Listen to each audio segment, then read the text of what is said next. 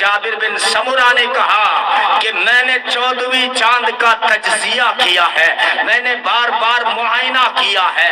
एक मर्तबा मेरे आका मस्जिद नबवी के आंगन में सुर्ख धारीदार चादर ओढ़े तशरीफ फरमा थे, यानी सिराज मुनीर अपनी सुर्ख किरणों के साथ नमूदार थे और आसमान के दामन में 14वीं का चांद चमक रहा था।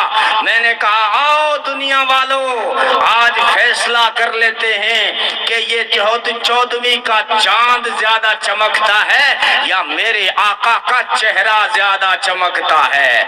मैंने बार बार देखा और निगाहें पलट पलट के देखा, लेकिन मेरे आका का चेहरा देखने के बाद जब मेरी निगाह आसमान वाले चांद पे पड़ती तो मेरे आका के हुस्न के आगे आसमानों वाला चांद फीका पड़ जाता।